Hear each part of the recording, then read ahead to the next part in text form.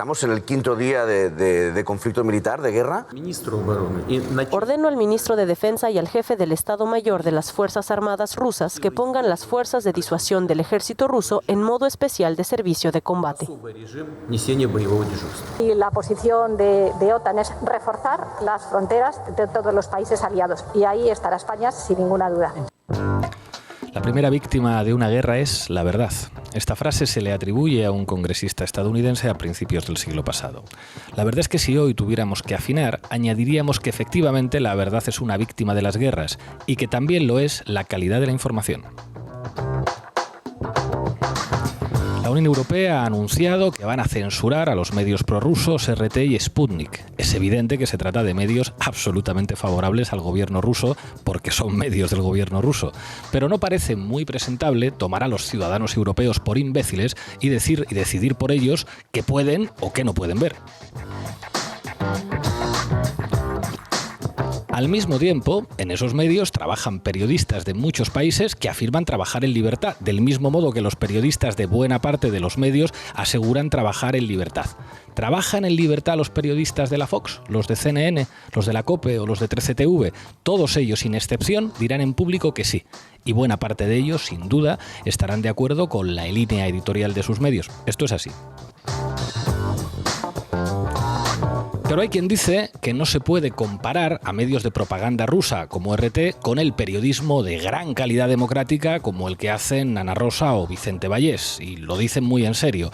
Y hay quien dice también que contra un gobierno que amenaza con armas nucleares se justifica la censura y lo que haga falta. Hay, por otra parte, quien responde que cuando era Estados Unidos quien bombardeaba a otros países, a nadie se le ocurrió censurar a los medios proestadounidenses. Y también quien recuerda que Estados Unidos hizo del Hotel Palestina, donde estaban los periodistas en Bagdad, un objetivo militar. Que se lo digan a los familiares de José Couso, que se dejó allí la vida informando para Telecinco cuando un tanque de los Estados Unidos disparó contra el hotel. Pues ¿saben qué les digo yo? Pues que en este programa pensamos que la desinformación, los bulos y la mentira se combaten con rigor y con datos, no con censura o tomando a la gente por imbécil. Y tengo la impresión de que en estos días, frente a la baja calidad de buena parte del periodismo y frente a la hipocresía sin límites de ciertos referentes mediáticos, lo que nos toca a los que estamos comprometidos con la paz y con los derechos humanos es informar con rigor, con datos y con seriedad. Y sí, informaremos también de los frentes mediáticos de la guerra y del uso de mentiras y manipulaciones, vengan de donde vengan. Hay quien hace más periodismo dando paso a Eduardo Inda, nosotros preferimos el estilo Kapuczynski, compromiso y rigor. Bienvenidas y bienvenidos a La Base.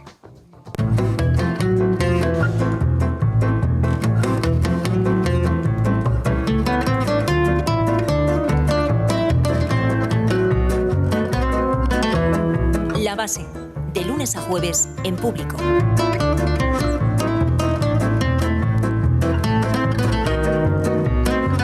Quinto día de guerra en Ucrania. Hoy vamos a seguir analizando el conflicto con nuestra matemática Sara Serrano al mando de la base de datos, con nuestro filólogo al mando del análisis de medios, Manu Levin. Vamos a entrevistar a Rafael Poch, uno de los mayores expertos en Rusia de nuestro país. Vamos a contar con una entrevista a una ucraniana residente en España, María Samoilova. En nuestra tertulia contaremos con Raúl Sánchez Cedillo de la Fundación de los Comunes. Muchas gracias por estar aquí, Raúl. Encantado. Y se conectará en un rato también a la tertulia Ruth Ferrero Turrión, que es profesora de Ciencia Política y Estudios Europeos en la Universidad Complutense. Y para terminar, Anita Fuentes nos traerá Placeres culpables, donde analizaremos un documental ucraniano. Arrancamos, Lolo. La base de datos. Buenas tardes, Sara. Haznos el mapa de la guerra en Ucrania, por favor. Pues tras 5 días de conflicto, la ofensiva rusa continúa por 4 frentes distintos, pero sin lograr grandes avances durante este fin de semana.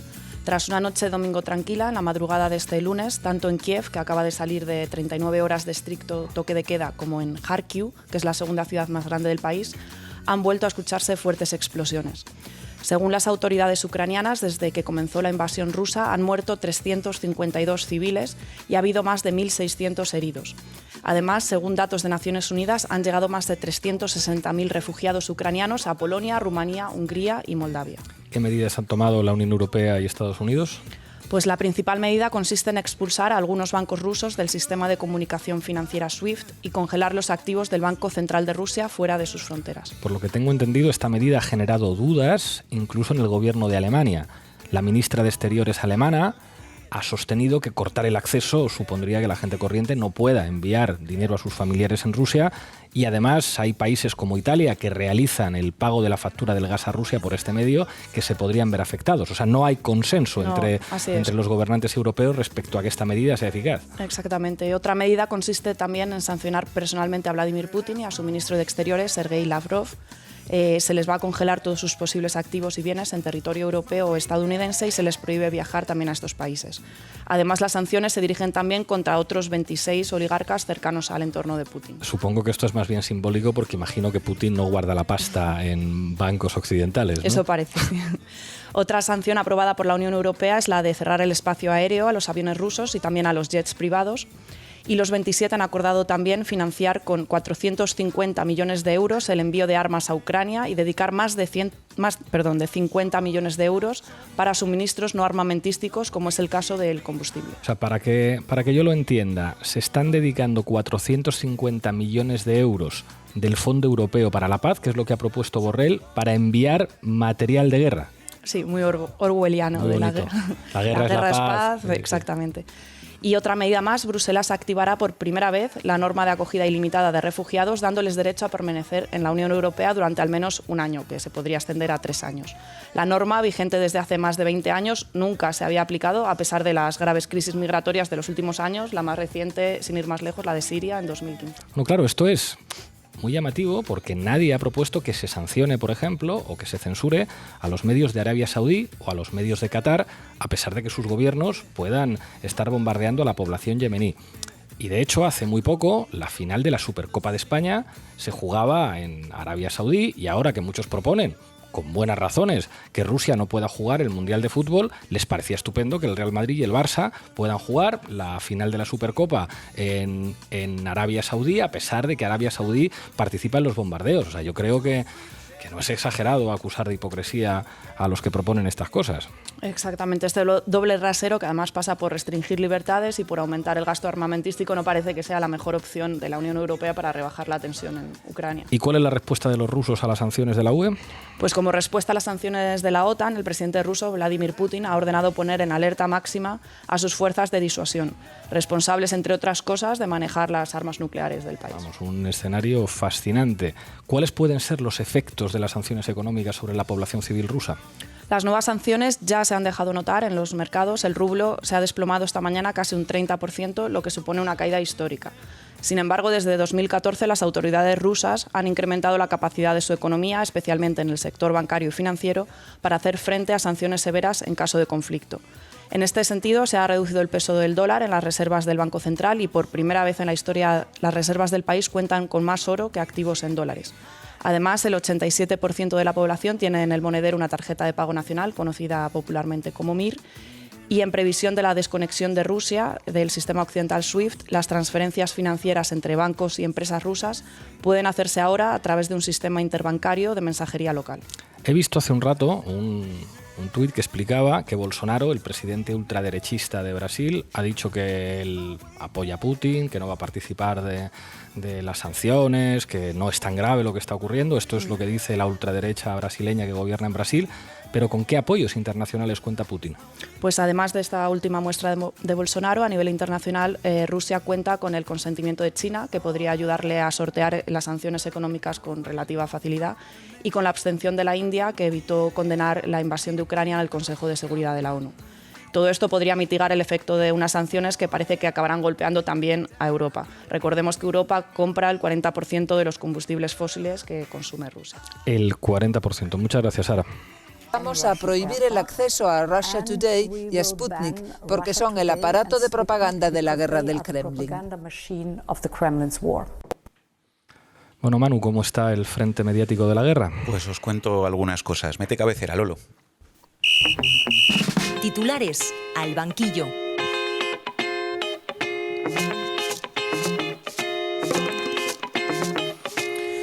Bueno, antes que nada una rectificación. El jueves en nuestro especial cometí un error. Dije que una periodista a la que cité, Ania Parampil, era rusa y no es de nacionalidad rusa, así que mis disculpas a Ania y a los oyentes. Dicho esto, la batalla por el relato continúa entre los grandes medios rusos y occidentales, y hoy quiero que nos fijemos en un ejemplo muy elocuente de esto que ocurrió este sábado. Tiene que ver con cómo se enmarca desde cada lado la ralentización del avance ruso en territorio ucraniano. Es decir, vamos a ver dos relatos muy diferentes de esa ralentización en función de quién lo cuenta, de cómo lo cuentan los rusos y cómo lo cuentan los ucranianos o cómo lo cuentan los medios occidentales. Efectivamente, en los medios occidentales, entre ellos lógicamente los medios españoles, el mensaje era muy claro. La causa de esa ralentización es que el ejército y la población civil ucraniana, en particular en Kiev, ofrecen una gran resistencia al avance de las tropas rusas, una resistencia mayor de la esperada por Putin. Según este enfoque, por lo tanto, la invasión no estaría yendo tan bien como pensaba el Kremlin, y esta idea la podemos encontrar estos días en multitud de noticias de prensa y de televisión en España y en todo el mundo. Vamos, en otras palabras, que según este enfoque, la invasión le está saliendo regular a Putin y las tropas rusas no pueden seguir avanzando porque hay una resistencia heroica del pueblo ucraniano. ¿Cuál es el enfoque desde el otro lado? Pues es un enfoque muy diferente. El relato en los medios rusos, y que también podemos encontrar en muchos medios de todo el mundo que se hacen eco de la versión de Moscú que fue expresada por el portavoz del Ministerio de Defensa ruso, Igor Konashenkov, es que las tropas invasoras habían detenido voluntariamente su avance porque Putin estaba dando una oportunidad al diálogo y a la negociación con Ucrania. Es decir, según este relato, Putin ordenó el sábado redoblar la ofensiva después de que las autoridades ucranianas rechazaran, entre comillas, ese proceso de conversaciones. En definitiva, los medios occidentales cuentan que el freno al avance ruso en Ucrania representa un contratiempo inesperado para Putin, mientras que desde el lado ruso se dice que todo entra dentro de sus planes y que si el avance se ha ralentizado ha sido por una decisión calculada del Kremlin. Guerra de relatos, eso parece bastante claro. ¿Qué más nos traes? Pues quiero que nos centremos también en la derivada interna de todo este conflicto, es decir, en cómo en España hay quienes intentan usar esta guerra para hacer política doméstica. No me voy a centrar tanto hoy en hacer fact-checking, pero en los últimos días, como sabéis, ha habido multitud de imágenes y de informaciones falsas sobre la invasión de Ucrania en los grandes medios españoles, varias de ellas, por cierto, identificadas por nuestro compañero Julián Macías. Algunas de las más comentadas han sido el uso en Antena 3 de imágenes de un videojuego, como si fueran imágenes reales de bombardeos rusos. Cubriéndose de gloria a A3 Media. El uso también en Antena 3 abriendo el telediario de una explosión en China de 2015, como si se tratara también de un ataque con artillería rusa. Deontología periodística de alta calidad y respeto a su audiencia. Efectivamente. O las imágenes emotivas que han emitido todos los canales de televisión en España de un supuesto padre de familia ucraniano que se despedía entre lágrimas de su hija para luchar contra los rusos, pero que en realidad correspondían a una familia de Donetsk que huía a Rusia por los bombardeos del ejército de Ucrania contra estas regiones independizadas. Pero ya sabéis, seguidores de la base, cualquiera que diga que estos grandes medios mienten y manipulan en un contexto de guerra está atacando la libertad de prensa y el periodismo, aunque mientan y manipulen. En fin, dos últimas curiosidades antes de seguir que se han comentado un poco menos que las anteriores. La primera ocurrió anoche en Antena 3 Noticias. Métele el olor. Es decir, a pesar de que destruyeron muchas baterías de defensa aérea, esta sigue funcionando, así como los carros, las granadas y los misiles contra los carros soviéticos, de los que los ucranianos han destruido mucho. Los carros soviéticos, Pablo, parece que en Antena 3 alguien cree que ha vuelto la URSS. O sea, el telediario más visto de España habla de carros de combate soviéticos. La Unión Soviética desapareció hace más de 30 años, pero hablan de carros de combate soviéticos. Efectivamente, esto también lo predijeron los Simpson. Y atención a esto, titular de OK Diario del jueves. Los mercados no prevén que la luz supere máximos históricos pese a la escalada del gas por Ucrania. Titular de OK Diario de una hora después. Los mercados prevén que la luz vuelva a máximos históricos debido a la escalada del gas por Ucrania. Te pasas mucho con OK Diario, Levin, que por lo menos uno de los titulares es cierto. Yo creo que un 50% de acierto para el tabloide de Inda, yo creo que no está mal. Y si me permitís un chascarrillo de profesor, Esto es como un alumno no sabía si una palabra es con B o con V, entonces te ponía una V y encima te ponía una B, y de esa manera, pues bueno, o sea, como alguna de las dos era verdad, efectivamente. Bueno, más allá de todos estos fakes evidentes, hay otro ejemplo, otro elemento en la prensa española en clave de política doméstica que yo creo que es importante comentar y que os adelanto en qué consiste. Hay quienes ya no saben qué más hacer para vincular a Putin con Unidas Podemos y con la izquierda, a pesar de las declaraciones de todos sus líderes condenando sin paliativos la invasión rusa de Ucrania, y a pesar de que si hay un partido en España que ha sido cercano a Putin, al igual que todas las extremas derechas europeas, es Vox. A ver si lo he entendido yo bien. Estás diciendo que hay medios de comunicación en España que evitan poner de manifiesto los vínculos de Putin con la extrema derecha y que además mienten diciendo que los amigos de Putin en España son la izquierda y Unidas Podemos. Efectivamente. La semana pasada ya comentamos que Carlos Alsina en Onda Cero dijo que había que aprovechar este momento para echar a los malvados ministros comunistas del gobierno, pero no ha sido el único. Otro de los periodistas que tratan de construir este marco es David Alandete, que fue subdirector del País hasta 2018. En los últimos días, Alandete no ha dejado de publicar tweets en este sentido. En uno de ellos, por ejemplo, pone una noticia con unas declaraciones tuyas del año 2014, Pablo, donde decías que la Unión Europea no puede apoyar a los neonazis del gobierno de Ucrania. O sea, Alandete se supera a sí mismo. O sea, el problema ya no es que Alandete mienta o que Alandete trabaje para un lobby de la OTAN. Es que ahora resulta que Alandete es pronazi. Es decir, nosotros dijimos en 2014 algo que era la descripción de un hecho objetivo, y es que había neonazis en el gobierno de Ucrania, en concreto miembros de dos partidos neonazis, Esvodova y Pravi Sector. ¿Y decir esto es estar a favor de Putin o a favor de Rusia? No, esto es decir lo que estaba ocurriendo en el gobierno de Ucrania en el año 2014. Lo que es grave es que alguien que ha estado en la dirección del país y que sigue teniendo un acceso privilegiado a los medios de comunicación le parezca bien que pueda haber neonazis en un gobierno de la Unión Europea, como ocurría en el año 2014. Claro, y sobre los vínculos reales, no ficticios, de Putin con las extremas derechas europeas, pues ya Alandete hablará otro día. Bueno, este no es el único, en realidad, periodista de la anterior dirección de ese diario, del diario El País, que trata descaradamente, creo yo, de vincular a Putin con Unidas Podemos. Antonio Caño, que fue director del País hasta 2018, en la misma etapa en la que Alandete era su director, tampoco ha dejado de tuitear estos días acusando a la izquierda española de putinista. Afirma que Putin ha tenido el apoyo de Podemos hasta el lunes. Es que al final vamos a acabar dándonos a la bebida como Miguel Ángel Rodríguez. O sea, dos periodistas que dirigían el diario El País mintiendo abiertamente en un contexto de guerra sobre los vínculos de Vladimir Putin con la política española. Es como, para que yo lo entienda, ¿para qué vamos a mencionar las alianzas reales de Putin, que son con la extrema derecha? No, hombre, no. Mucho mejor nos inventamos que Putin en realidad con quien está aliado es con la izquierda. Y aunque los jefes de Unidas Podemos hayan condenado la invasión, ¿qué más da la verdad? Vamos a aprovechar esto para atacar al gobierno. Pero no olvidéis, queridos oyentes de La Base, quien diga que en España no se informa con rigor y que en España a veces se hace propaganda desde medios supuestamente democráticos, está atacando el periodismo. Así que ya sabéis, todo lo que diga Alandete, todo lo que diga Caño, todo lo que diga OK Diario, todo lo que diga Tres Media, todo lo que diga Mediaset, son verdades contrastadas e información objetiva sobre el conflicto. Y quien diga que no es amigo de Putin, debería estar en la cárcel y deberían cerrarle el medio. Bueno, y si hay un medio, por llamarle de alguna manera, que ha puesto hasta a su último becario a exprimirse las meninges para encontrar una manera de vincular a la izquierda con Putin, es OK Diario. Y para ello ha recurrido a este programa, a La Base. Fijaos, noticia de OK Diario de este viernes. Dice, el programa de televisión de Iglesias blanquea a Putin. : comillas. Es una operación militar para defender a Ucrania. Repito la noticia. El programa de televisión de Iglesias blanquea a Putin. : comillas. Es una operación militar para defender a Ucrania. Por cierto, primera noticia de que lo que hacemos aquí es un programa de televisión. Pero en fin, podcast. Vamos a recordar ahora el momento real de este programa, que da lugar a esta noticia falsa de OK Diario, que era un momento en el que un servidor estaba... Estabas defendiendo a Putin. Estaba describiendo el que era, y así lo califiqué, el relato de los medios rusos sobre la invasión. Juzguen ustedes. Hay una diferencia muy clara en el lenguaje, ¿no? En cuál es el marco que utiliza cada medio en función de si apoya, digamos, la posición de la OTAN o si apoya la posición de Rusia. Los medios de la órbita estadounidense hablan claramente de invasión, de ataque de Rusia a Ucrania, hablan de de víctimas civiles.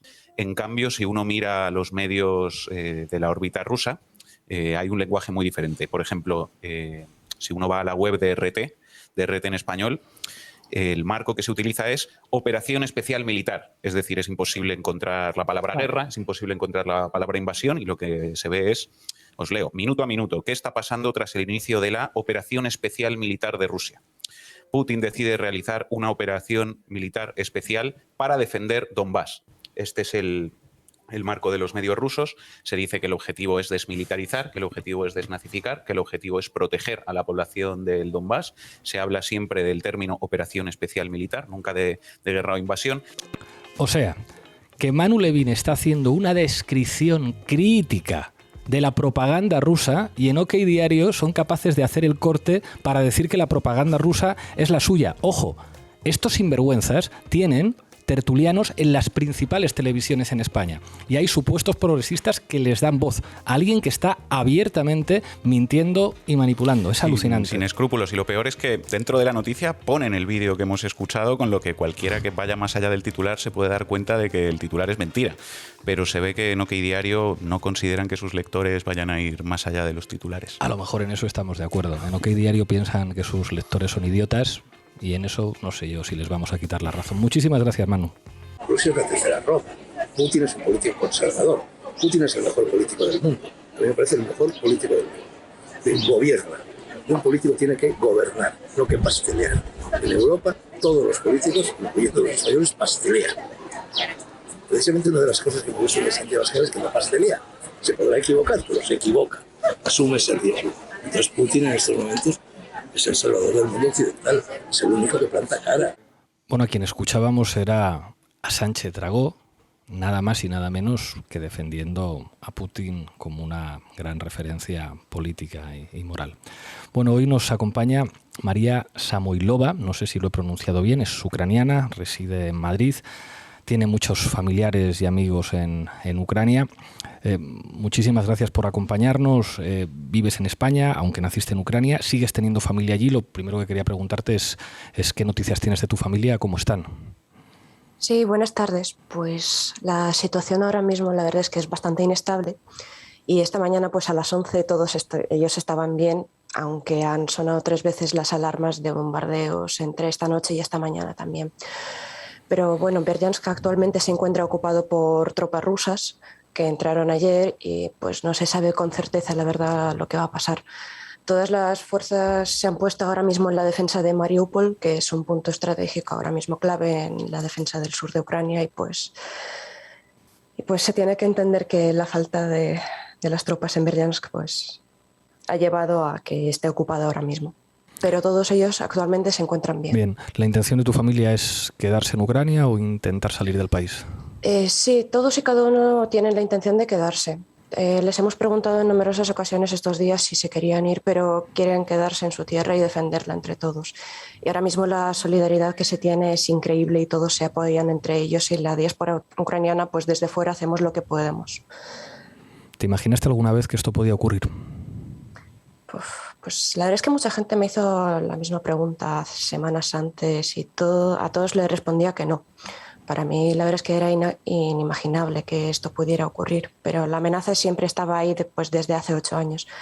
Yo personalmente no me imaginaba que Putin quisiera pasar de ser una figura política a una figura histórica que se fuese a estudiar en los libros de esta forma. ¿Cómo juzgas la respuesta internacional? Personalmente me parece algo laxa, pero también me cuesta imaginar que otra respuesta sería apropiada cuando hay que tratar con una potencia nuclear. Quiero decir, un paso mal dado puede llevar a consecuencias desastrosas, y la situación ya de por sí es tan tensa que no sabría decir cuál es la solución más apropiada pues, para este conflicto.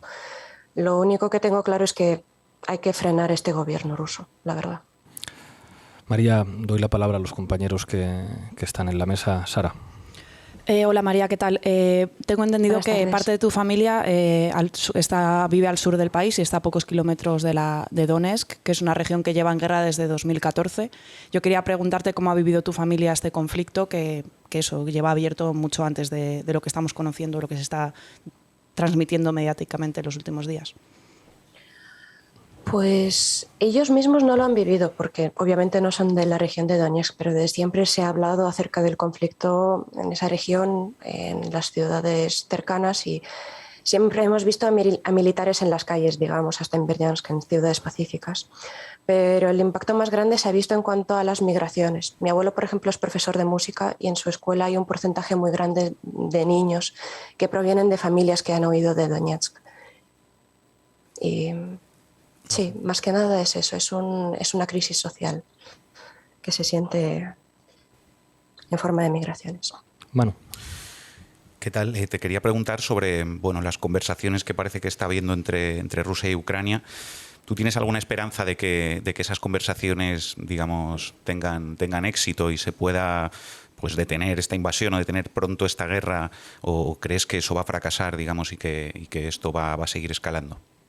Bueno, como se dice, pues la esperanza es lo último que se pierde, ¿no? Y obviamente yo tengo esa esperanza y sobre todo tengo esperanza en que este régimen ruso pues por fin caiga. Y también tengo esperanza en que el resto del mundo no nos olvide a los ucranianos una vez este conflicto acabe, porque lo más probable es que no podamos reconstruir nuestro país sin ayuda externa. María, en Ucrania hay gente que habla ucraniano, gente que habla ruso, gente que habla húngaro. ¿Crees que la convivencia entre las diferentes nacionalidades del país se va a poder reconstruir después de esto, pase lo que pase? Me cuesta mucho hablar desde fuera y no puedo obviamente hablar en nombre de todos, pero desde mi experiencia yo casi nunca había visto una discriminación por hablar ruso, muy pocas ocasiones. Y en mi caso se puede entender pues porque llegas y explicas que es difícil mantener dos idiomas nativos viviendo más de la mitad de tu vida afuera. Claro. Entonces, pues la gente lo suele entender y se relajan un poco, pero sí que es cierto que durante la última década se prefiere hablar en ucraniano y yo misma pues he intentado retomar el aprendizaje de ese precioso idioma.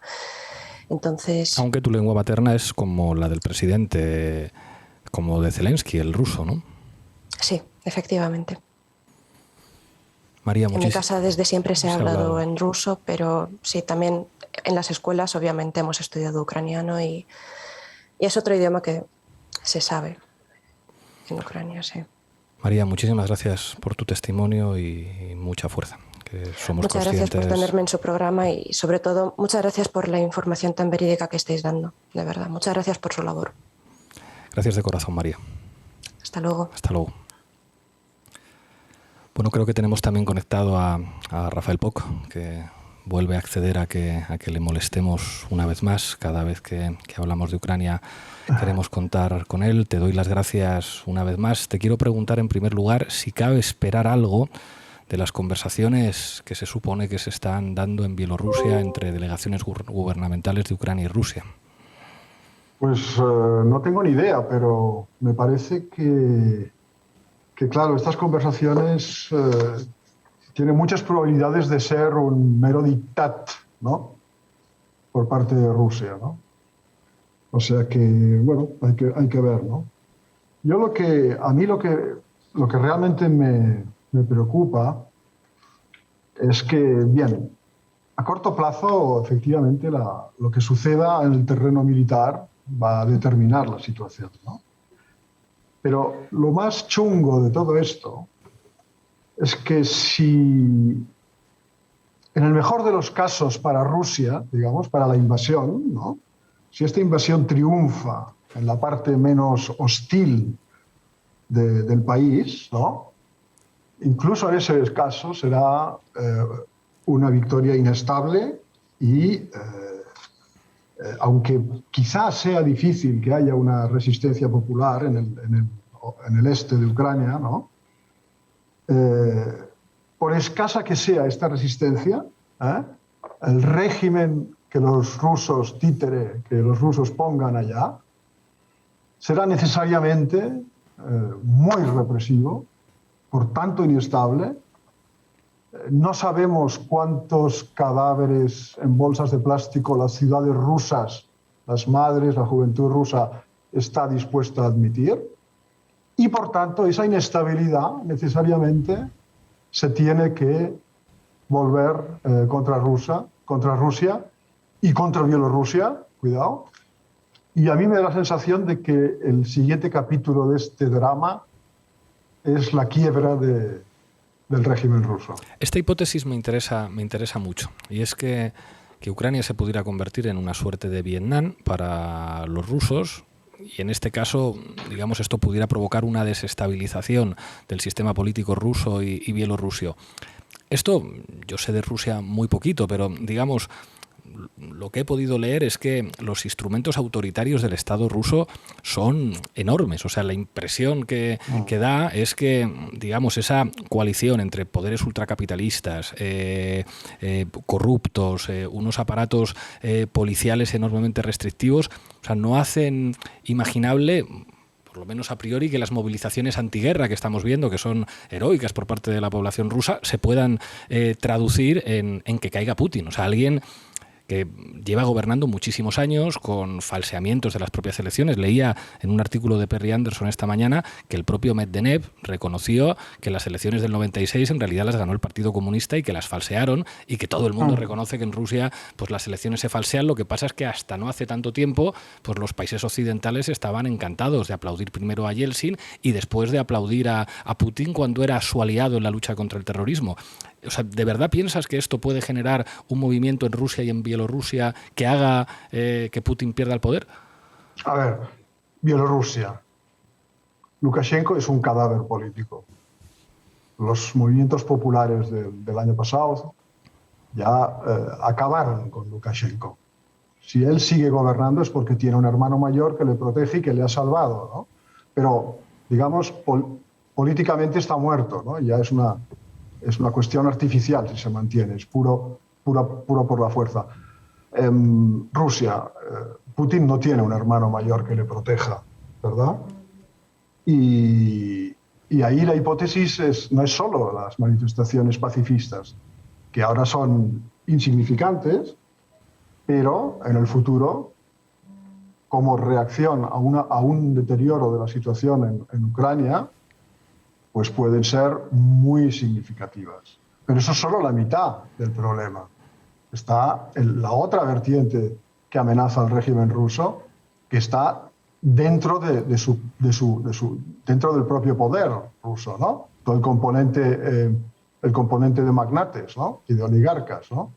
Hoy ya me han dicho que hay un oligarca, el Deripaska, que ha dicho que ha llegado el momento de poner fin al capitalismo estatal ruso. Esto, cuando un oligarca empieza a decir estas cosas, quiere decir que puede haber una reacción en cadena. La hipótesis de una conjura dentro del Kremlin no es despreciable tampoco. Y la suma de eso con lo que puede haber en la calle, pues nos da el resultado, ¿no? Para mí, desde el principio, la pregunta ha sido, ante este drama, ha sido de si tiene Rusia la capacidad, la potencia y las condiciones para emular los desastres de sus adversarios en Yugoslavia, Irak, Afganistán, Libia, etcétera, sin romperse ella misma, ¿no? Y creo que esto lo vamos a ver pronto, ¿no? Lo vamos a comprobar pronto, ¿no? Sara. Respecto a Ucrania, Pablo, sí. Yo creo que uno de los escenarios posibles que tenemos sobre la mesa es... a ver, estos días está habiendo un gran movimiento de población, ¿no?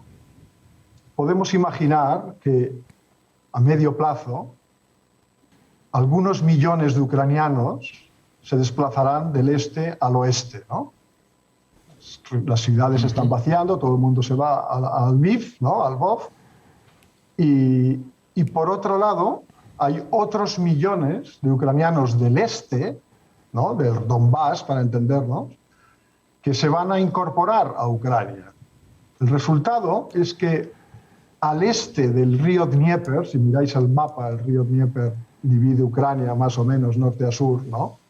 Al este de ese río, la composición étnico-política de Ucrania se va a ver seriamente alterada, en principio en beneficio de lo que se llama la rusofilia, ¿no? Del sector ucraniano más rusófila.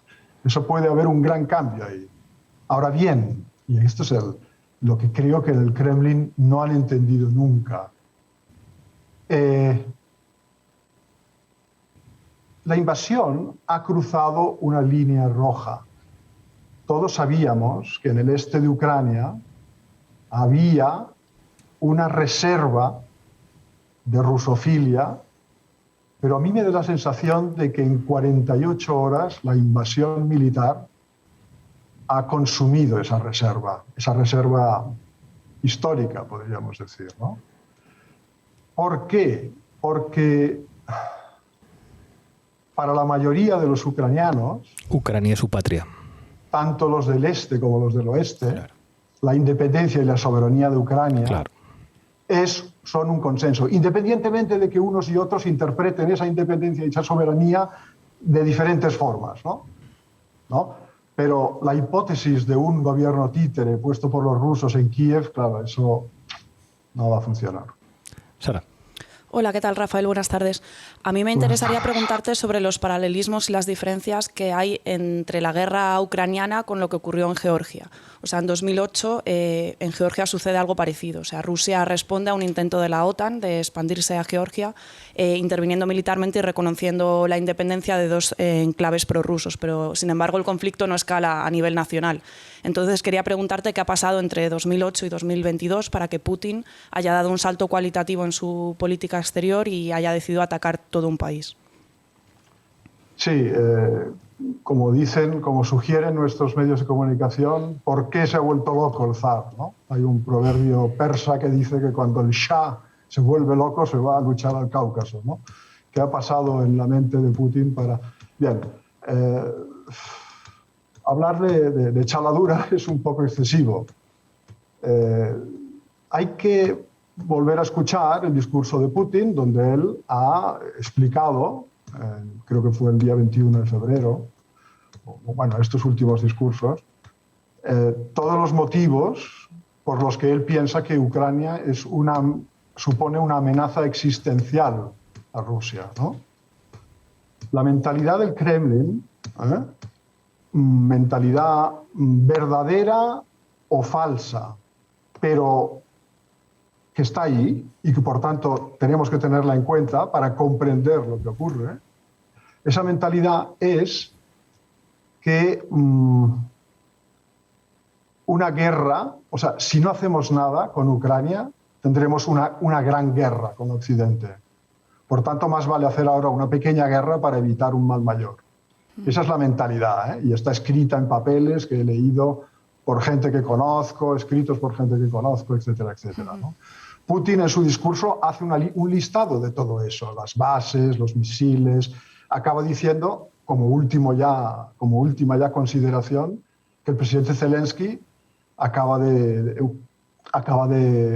decir que Ucrania tiene que dotarse de sus propias armas nucleares, ¿no? Y eso es relativamente técnicamente fácil, eso lo ha dicho Zelensky, ¿no? Entonces, constituya todo eso una amenaza existencial a Rusia o no, el hecho es que en Kremlin así lo creen y por eso han hecho lo que han hecho, ¿no? Respecto a lo de Georgia, bueno, yo creo que la situación es muy diferente. En Georgia habían el nacionalismo georgiano maltrató mucho a las minorías étnicas de allá y estas se revolvieron y Rusia pues aprovechó para captarlas, digamos, ¿no? Es una cosa que viene de muy atrás. En el caso de Abjasia ya viene ya de antes de los años 20, ¿no? Y en el caso de Osetia, pues supongo que también, ¿no? Pero eso es un poco otro esquema.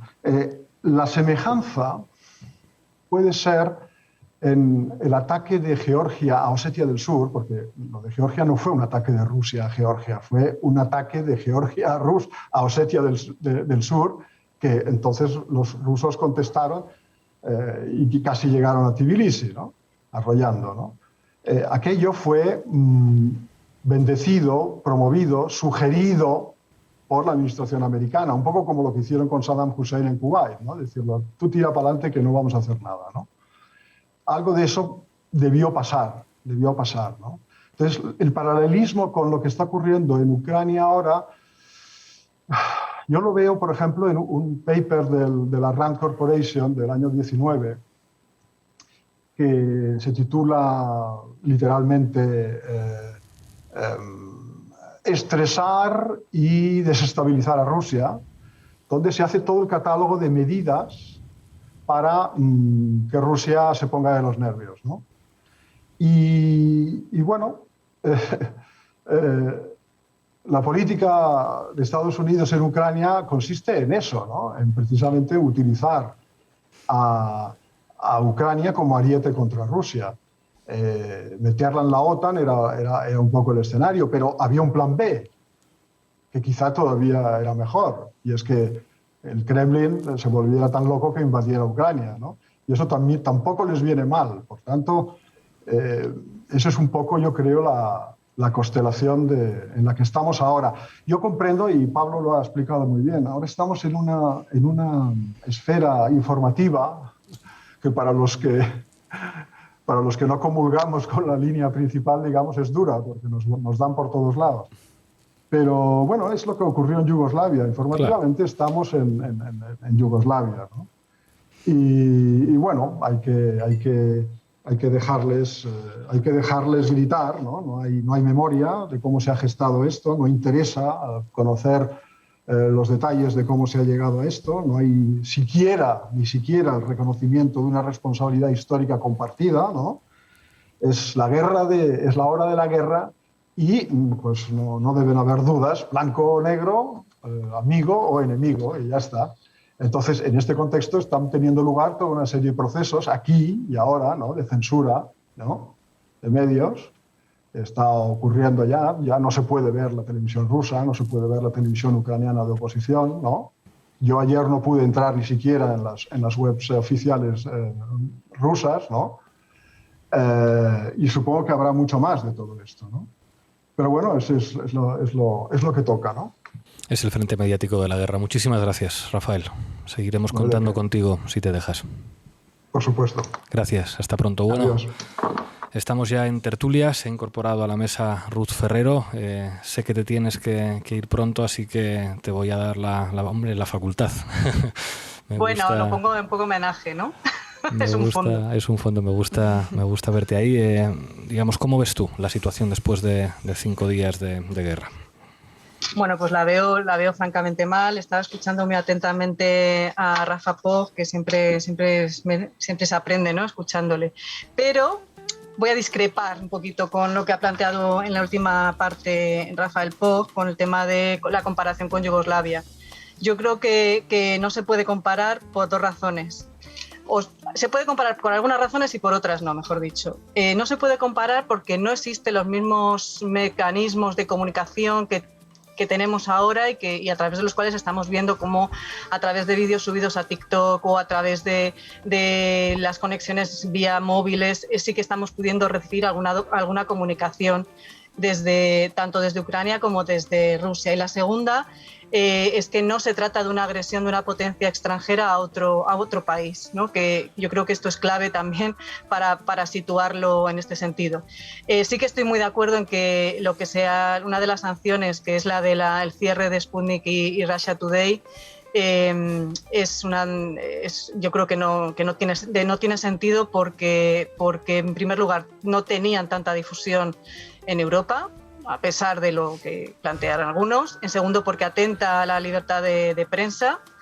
Y si no quieres escuchar determinadas cuestiones, bueno, pues lo que tienes que hacer es desmontar esas mentiras y trabajar en desmontar esas mentiras.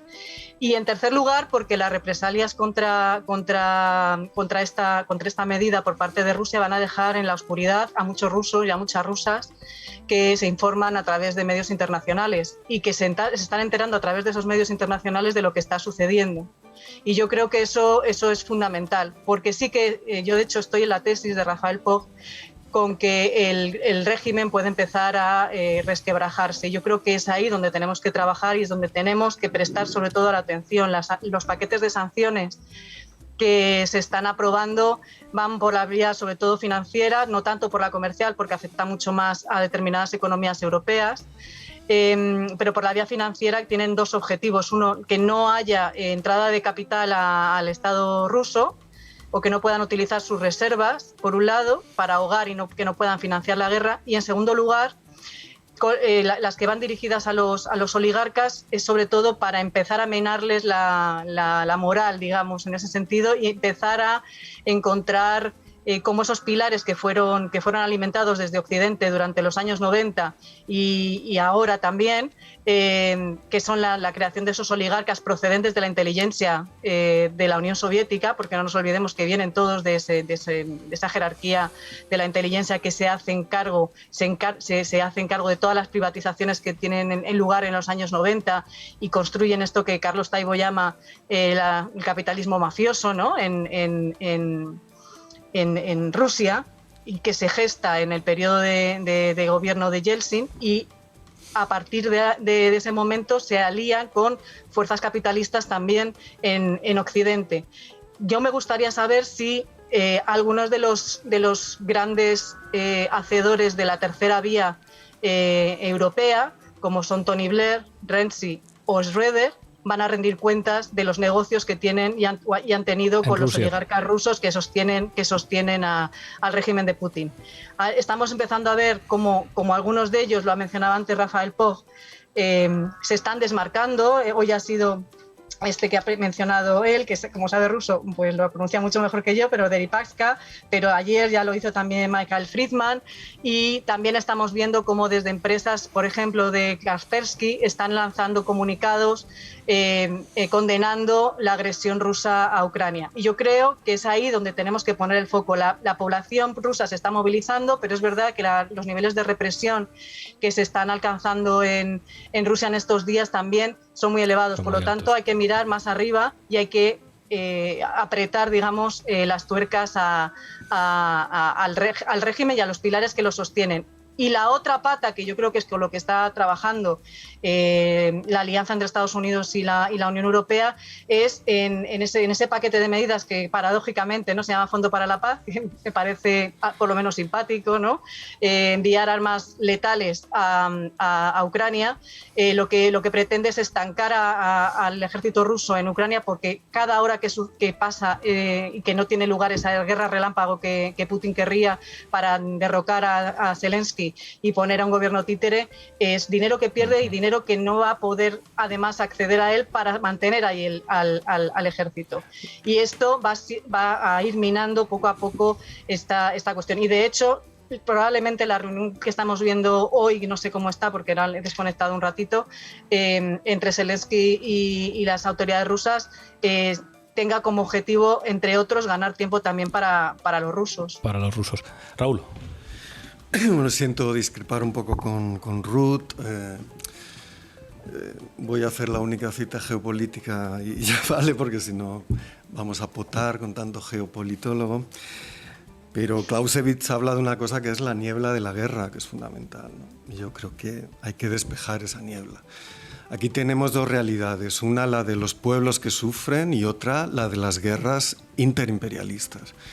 Y Ucrania, el pueblo ucraniano ve cómo se utiliza su deseo de independencia y su deseo de democracia, porque hay que decir que Zelensky es un presidente que podríamos decir de centro-izquierda y que nunca ha querido discriminar a los rusos, que ha convivido con los nazis que crecieron con el Euromaidán, etc. Pero pese a ello ha pedido ingresar en la OTAN, ha pedido armamento y por lo tanto ha metido a su país en una dinámica que lleva preparándose, como se ha dicho hasta la saciedad, pues muchos años, desde justamente las manifestaciones, las revoluciones de terciopelo en Ucrania, ¿no? De colores, no de terciopelo. Bueno, de colores, también la de terciopelo es la de Checoslovaquia, tienes razón. Es decir, que estamos ante una dinámica que tiene que ver con lo que se desencadenó tras el fin de la Unión Soviética y que viene a determinar la reducción a Rusia a un enorme oso de peluche en vez de un oso guerrero. Es decir, que el objetivo del cambio de régimen de Putin, que salió rana, puesto que Putin lo ha explicado y todo el mundo conoce, que fue un fiel aliado en el exterminio del islamismo, en la seguridad internacional, en la lucha, entre comillas, contra el terrorismo, dentro de un país que había sido devastado por las liberalizaciones absolutamente promovidas por el Fondo Monetario, por la Unión Europea, el pillaje absoluto del país más grande del planeta, ¿no? Es decir, que lo que tenemos que asumir es que estamos en guerra. Estamos en guerra también aquí. Estamos dentro de una movilización total que suprime la distinción entre la verdad y la mentira y que pone a Europa, que estaba saliendo de la pandemia, que estaba abriendo con el llamado Green New Deal, con el plan de reconstrucción y resiliencia, con el Next Generation, estaba abriendo al menos una oportunidad para que los ciudadanos, las clases subalternas se movilizaran para reconstruir la sanidad, para reconstruir la educación, para descarbonizar y por lo tanto contribuir a que, digamos, los eventos raros climáticos no destruyan a los pobres de este planeta y cada vez más desertifiquen y hagan invivible la vida en este planeta, y vemos que ahora mismo eso ha quedado radicalmente suspendido. Europa, la Unión Europea, está como un departamento político de la Alianza Atlántica en un conflicto que, como es obvio y como ha señalado Rafael, no se va a resolver en poco tiempo, y es un conflicto que desencadenará pues otros conflictos aún peores cuando están en juego armas nucleares. Hay que decir que, en fin, la historia es conveniente estudiarla y pensar que se puede acabar con Putin y que no hay otros Putin mucho peor y que no hay un ejército absolutamente con un poder extraordinario y que no hay una sociedad civil completamente debilitada con la anuencia de Occidente durante tantos tiempos que difícilmente va a poder generar un proceso constituyente como para, digamos, pensar que lo que se ha iniciado es algo absolutamente desastroso. La responsabilidad de la Unión Europea y la OTAN en esta escalada es negarla, es absolutamente caer en la incapacidad de distinguir la verdad de la mentira. Por eso yo creo que en esos dos planos, la guerra interimperialista y la solidaridad de los pueblos, la cuestión de la paz y del no a la guerra es el principal valor político de las sociedades y la que nos permite hermanarnos con la gente que resiste en Ucrania y con la gente que resiste en Rusia. Y esa paz también aquí en el Estado español tiene que ser una paz constituyente, porque nos estamos jugando el futuro inmediato y no digamos el futuro de hijos y nietos. Esto es algo que hay que repetirlo hasta la saciedad. La paz vinculada a un proyecto de democracia, de reparto de la riqueza, de descarbonización, de reconstrucción de la sanidad, de desmilitarización, es lo único, a partir de la movilización de las sociedades, que puede poner fin a esto. Las sanciones van a generar fascismos, porque la desesperación de la gente lleva a que sean los caudillos siempre.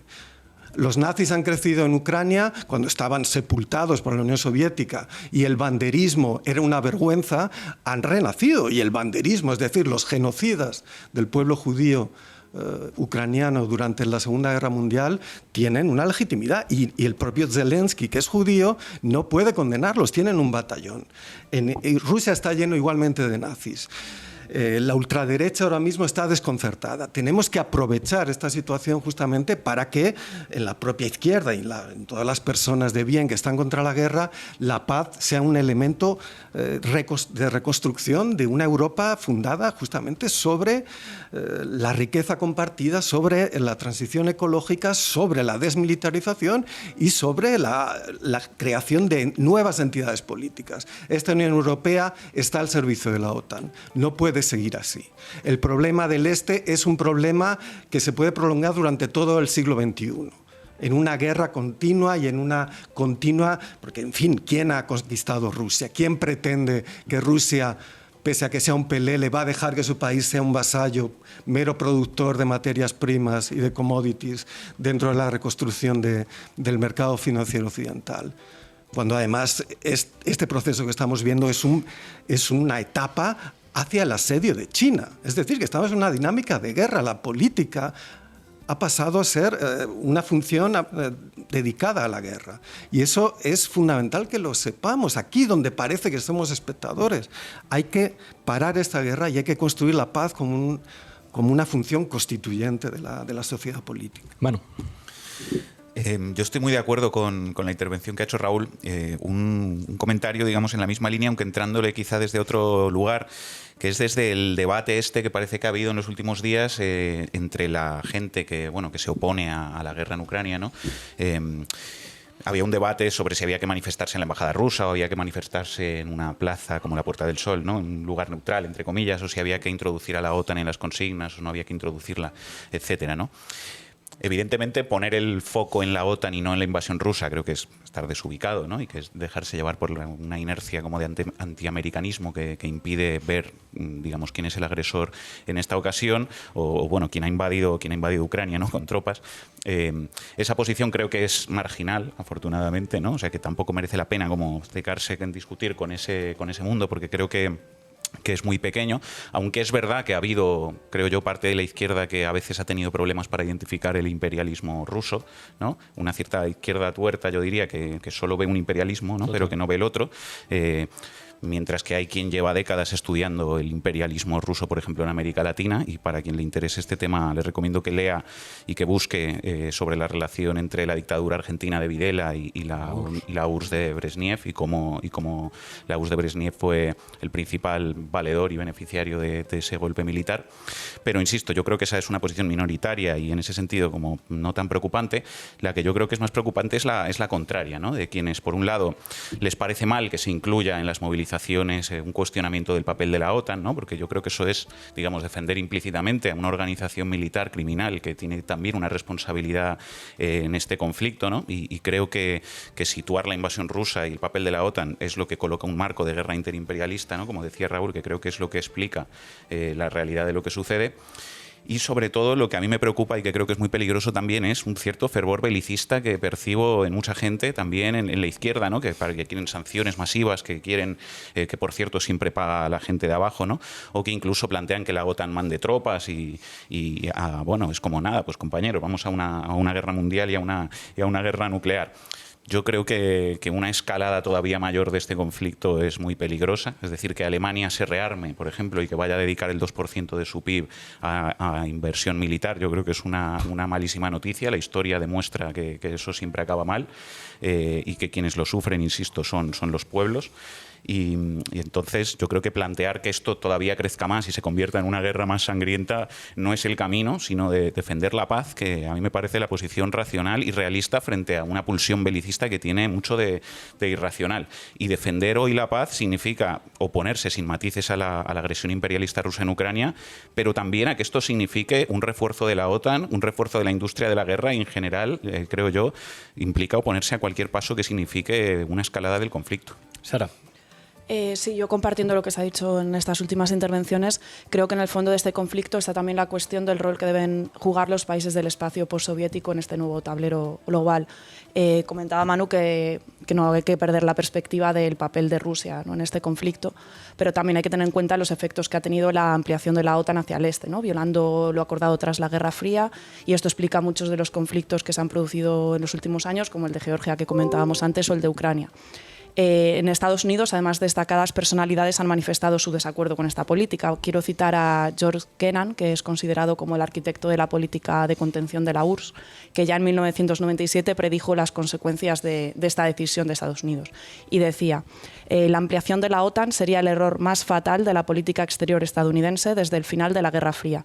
Es previsible que esta decisión despierte las corrientes nacionalistas, antioccidentales y militaristas de la opinión pública rusa, que reavive una atmósfera de guerra fría en las relaciones este-oeste y que encamine la política exterior rusa en una dirección que ciertamente no será la que deseamos. Esto lo decía en 1997 la persona que, repito, era responsable de la política de contención frente a la URSS. Ahí, si me permitís, antes de darles una última ronda de preguntas a Raúl y a Ruth, que nos vamos a tener que ir.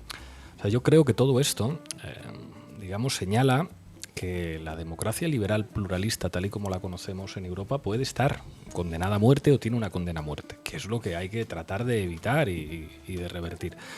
Lo que dice Raúl a propósito del crecimiento del fascismo en el contexto bélico no es una consigna. El proceso de involución democrática que están viviendo muchos países de la Unión Europea es una realidad, en España también. Y basta ver, digamos, el nivel de degradación de los medios de comunicación en España, el hecho de que la única alternativa de gobierno al gobierno actual sea un gobierno con la ultraderecha dentro, con dos ultraderechas, porque ha quedado demostrado que la única manera en la que tiene de competir el Partido Popular con Vox es convertirse en ultraderecha. Lo que estamos viendo en Francia, yo creo que todavía está por valorar lo que puede significar la dinámica militar en Ucrania en las elecciones presidenciales francesas, lo que ha ocurrido en Hungría, lo que ha ocurrido en Polonia. Es decir, que lo que está amenazado es la viabilidad de sistemas liberales pluralistas, que se supone, que esto es curioso si pensamos en Rusia y en Ucrania, se supone que la Constitución rusa vigente hasta el momento fue saludada por todas las potencias occidentales, que es verdad que hacían trampas en las elecciones, pero eso, pues aún recuerdo perfectamente cómo el Reino Unido y los Estados Unidos saludaron la victoria del corrupto Yeltsin, porque al fin y al cabo esto era inaugurar una suerte de democracia liberal en Rusia que hoy no se cree absolutamente nadie, ni el propio Putin, a pesar de que, digamos, como mantienen vigente la Constitución, nadie se cree en Rusia que eso sea una democracia. Pero es que incluso en Ucrania, un tipo con el estilo, digamos, tan friendly como tiene Zelensky, que es increíble, que eso ya lo hablaremos otro día, o sea, como un actor que llega precisamente a presidente por haber hecho una película en la que él mismo interpreta a un presidente, que es muy llamativo de cómo funciona la comunicación política en este contexto, pues se tiene que tragar, como decía Raúl, que de los nazis no se puede hablar en Ucrania, aunque él sea nieto de judíos y que su abuelo estuviera en el Ejército Rojo entrando en Berlín, o la corrupción como un elemento sistémico de cada vez más sistemas políticos. Entonces, lo que está amenazado es la democracia. O sea, la propia dinámica mediática en la que se normaliza la mentira como estrategia política, que analizamos en este programa todos los días, es en realidad el fin de la democracia. O sea, lo que podemos ver en Rusia con el cinismo de Putin, lo que estamos viendo ahora con un despliegue de mentiras que da igual que sean contrastadas, porque es verdad que ahora con las redes sociales Julián Macías o cualquiera puede decir, mire usted que lo que están sacando en Antena 3 es un videojuego, da igual que se lo digas, Antena 3 va a seguir sacando videojuegos todos los días, da igual que tú demuestres aquí que OK Diario son neonazis que mienten, van a seguir estando en las tertulias de La Sexta y Ferreras va a seguir diciendo damos paso a Eduardo Inda. Eso es caminar hacia unos niveles de involución que son enormemente peligrosos y que yo creo que ahí el rearme, ya no de la izquierda, sino de los demócratas, tiene que ser precisamente señalar, no estamos dispuestos a negociar la democracia, que es lo que está en riesgo. Raúl, Ruth, y nos iremos a placeres culpables. Raúl. No, muy brevemente. Digamos, esta dinámica demuestra otra vez que Estados Unidos, el hegemón perdedor, el hegemón que estaba con una OTAN clínicamente muerta, retoma la iniciativa.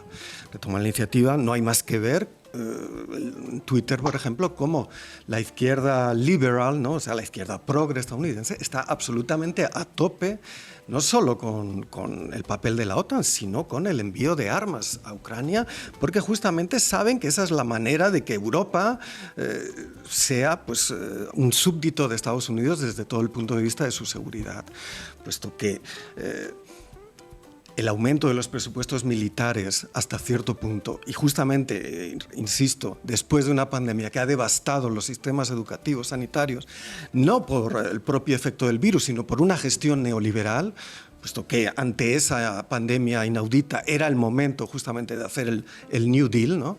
De repartir la riqueza, de reconstruir la sanidad, etcétera, etcétera.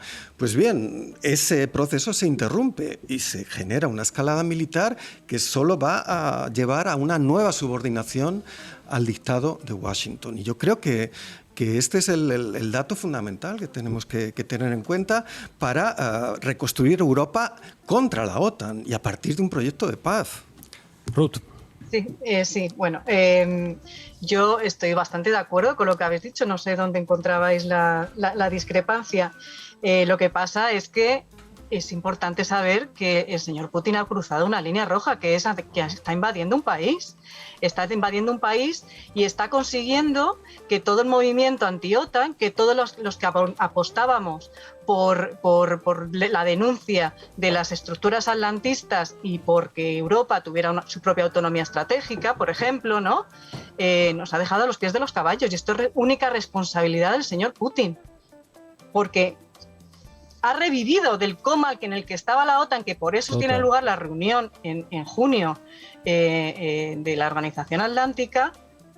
le ha dado una razón de ser, le ha dado un nuevo... El enemigo ha resucitado, el enemigo de la Guerra Fría. Una organización que no hace falta remontarse a Kennan, no hay más que escuchar a Solana, que es el primero que dice que el proceso de ampliación de la OTAN ha tenido estas consecuencias. No tenemos que irnos a la Guerra Fría. El señor Solana, que bombardeó Serbia. Las consecuencias, además de la invasión rusa de Ucrania, van a tener más derivadas. Por ejemplo, un incremento de la rusofobia en Ucrania, que no necesariamente tiene por qué ir unido al incremento del fascismo. No necesariamente. Hay corpúsculos, efectivamente, pero no necesariamente va unido a eso, sino porque está reforzando una identidad nacional ucraniana que Putin se está encargando de articular en torno a lo que él llama los nazis, porque está apelando a la memoria histórica de la Segunda Guerra Mundial. Y entonces está diciendo, todos los ucranianos son unos nazis, porque si no, no se opondrían al imperialismo ruso. Y eso es una copia de los discursos que hizo Milosevic en los conflictos yugoslavos. Otra de las consecuencias que vamos a tener como derivada de la invasión de Putin de Rusia, y no quiero entrar, hoy no es el día, o no tengo tiempo tampoco de entrar a hablar de las causas, porque creo que las personas que estamos aquí sentadas conocemos de sobra y estamos en la misma posición en relación a la crítica del proceso de ampliación de la OTAN, no creo que tengamos ninguna discrepancia al respecto, pero otra de las consecuencias es que nos vamos a encontrar una población ucraniana armada hasta los dientes. Armada hasta los dientes, sí, por potencias occidentales, sí. Pero, ¿eso hubiera pasado si Putin no hubiera invadido Ucrania? La decisión espectacular del gobierno alemán de dar un vuelco histórico a su política de defensa, ¿creéis de verdad que hubiera sucedido si Putin no hubiera invadido Ucrania? Yo no lo creo. Y es que lo que ha sucedido es que está poniendo contra las cuerdas a todo el establishment occidental, que sí que creo que tiene que hacer una fuerte autocrítica sobre lo que está pasando y que seguramente no la va a hacer. Seguramente no la va a hacer porque no les interesa. Y si queríamos menos Estados Unidos y menos OTAN en Europa, la invasión de Putin está consiguiendo exactamente lo contrario. Exactamente lo contrario. Y yo creo que esto tenemos que tenerlo claro. Y podemos reconstruir discursos desde la izquierda y podemos construir discursos del no a la guerra. Y yo seré la primera que esté ahí. Pero ahora mismo lo que hay que intentar es quitar a un sátrapa del gobierno de Moscú. Porque no es otra cosa que eso. Y podrá tener sus movidas mentales y sus discursos mesiánicos de recuperar la Rus de Kiev. Pero lo que está haciendo ahora mismo el señor Putin es cruzar una línea roja que yo creo que tenemos que sancionar por todos los lados posibles. Y en relación con las sanciones, y termino aquí, efectivamente se están aplicando sanciones financieras, se están aplicando sanciones a personas, porque desde hace mucho, desde los años 2000, las sanciones se intentan que sean, ¿cómo se dice en castellano? Targeted, individualizadas precisamente para que no implique, para que no haya un impacto, que no tengan un impacto bestial en las sociedades. El cambio de naturaleza de las sanciones que se están imponiendo ahora en relación con las que se impusieron durante la anexión de Crimea es sustantivo, porque aquellas lo que pretendían era que Rusia no diera marcha atrás y no se anexionara Crimea. Y ahí estuvieron focalizadas en personas, en activos muy concretos. Ahora mismo lo que se quiere es asfixiar a Rusia para que no encuentre ni de ninguna manera los fondos necesarios para continuar en la guerra. Y como decía antes, con una segunda derivada que tiene que ver con el derrocamiento de Putin. Muchísimas gracias, Ruth. Volveremos a contar contigo porque me temo que esto va para largo y aquí en la base seguiremos intentando que el rigor, la información contrastada y el combate de las fakes sea la identidad de este programa en un ecosistema mediático que cada vez se hace mucho más complicado. Muchísimas gracias, Ruth. Hasta pronto. Muchas gracias a vosotros. Hasta luego. Bueno, y llega el momento de hablar de cine y de feminismo. Mete la cabecera de Placeres culpables, Lolo.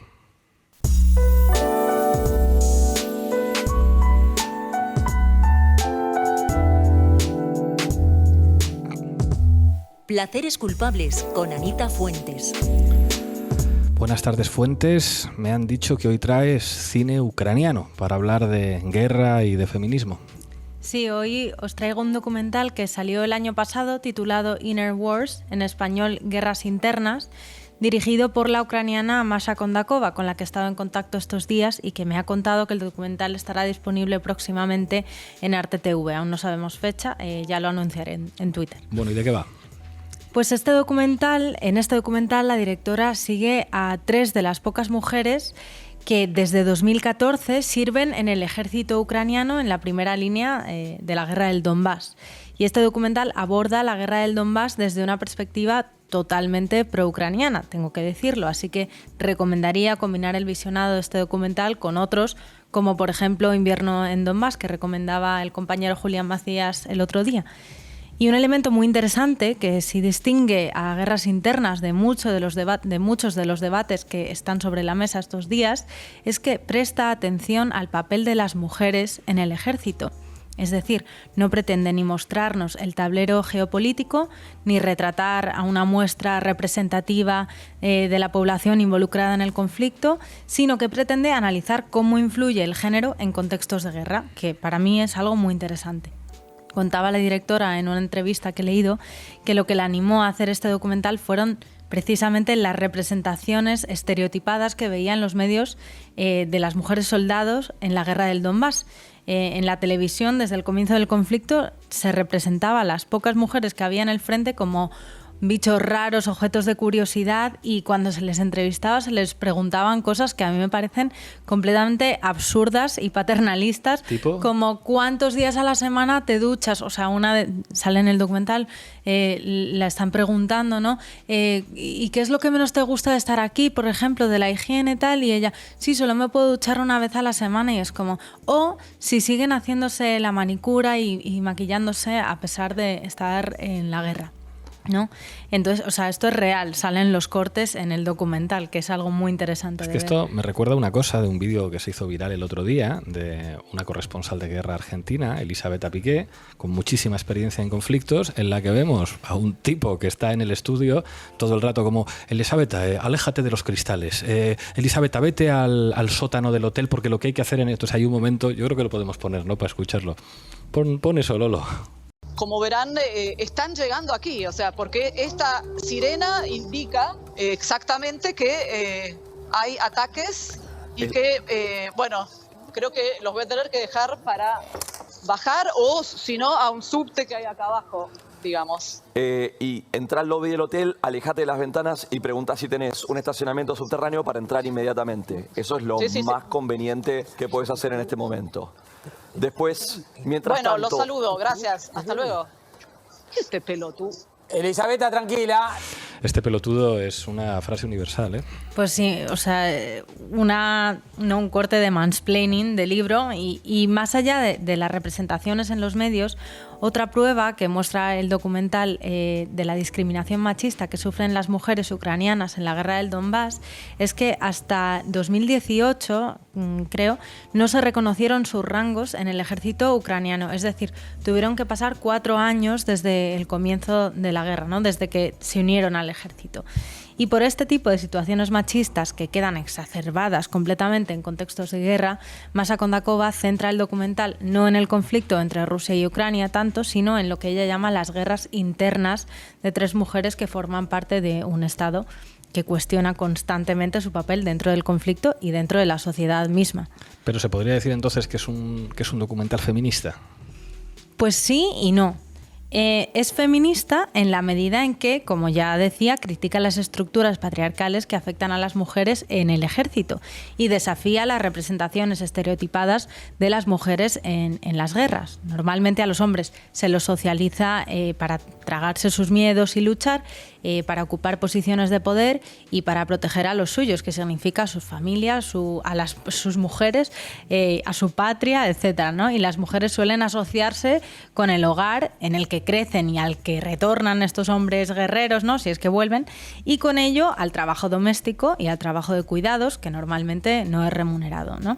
Y las protagonistas de Guerras Internas no hablan de feminismo ni se identifican con los valores feministas. Sin embargo, todas rompen con los roles de género tradicionales y desafían constantemente las reglas impuestas por una sociedad patriarcal, ¿no? Pero ¿hasta qué punto este supuesto feminismo bélico es realmente feminista, ¿no? ¿Hasta qué punto quienes celebran las imágenes de mujeres civiles ucranianas tomando las armas que están circulando estos días en redes sociales y retratadas estas mujeres cual personaje de videojuego, hasta qué punto estas personas lo celebran por feminismo, ¿no? Que es muy fuerte ver las imágenes de Miss Ucrania, por ejemplo, que ha transformado su Instagram como... el otro día lo hablaba con un amigo, decía que como influencer de guerra se ha convertido ahora, ¿no? Que es como, por favor, stop. Y hasta qué punto es compatible también la feminización del militarismo con el feminismo pacifista, claro, ¿no? Con el feminismo que es pacifista de raíz y que aboga por el diálogo como alternativa a la violencia, que normalmente se asocia a los roles de género y a la socialización masculina, ¿no? Sí, que el feminismo no es que ellas tiren bombas también, ¿no? Claro, efectivamente. O sea, ¿por qué tenemos que imitar lo que hacen los hombres estereotípicamente, diría, ¿no? Y en este respecto vi el otro día unos tweets que se quejaban de que la ley marcial en Ucrania no permitiese a los hombres salir del país y los obligara a quedarse para luchar por su país, y que acto seguido instaban a Irene Montero a ir a Ucrania a celebrar el 8M por la igualdad, entre comillas.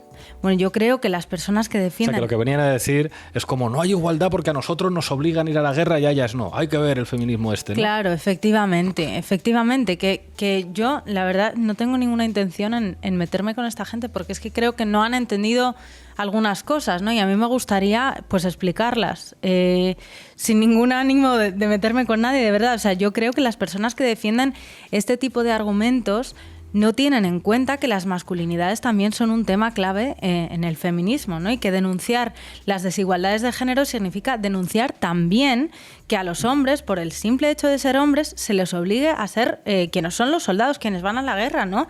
Porque aunque se socialice a los hombres para querer ser soldados, la realidad es que muchos ni quieren ejercer la violencia, ni quieren sacrificar sus vidas por la patria, y no por ello son peores hombres. O sea, el feminismo, para mí, aboga por la igualdad de género también en tiempos de guerra. Muchísimas gracias, Anita. Nos veremos aquí la semana que viene. Espero que no tengamos que seguir hablando de guerra, pero no soy demasiado optimista, dadas las circunstancias. Así que te va a tocar ver mucho cine antifascista en los próximos días. Bueno, llegamos al final. La canción que tenemos preparada para hoy es una canción de hace bastante tiempo, de hecho es contra el decoro. Se llama 1900 Ausencia, es una canción que se canta en castellano, en ruso, en francés, y yo creo que es enormemente hermosa para estos días en los que, pues como decían los compañeros en la mesa, reivindicar la paz, reivindicar el pacifismo es la posición realista, es la posición racional frente a tanta irracionalidad belicista que estamos viendo en los medios dominantes. Aquí nos veremos mañana otra vez en La Base. Hasta pronto.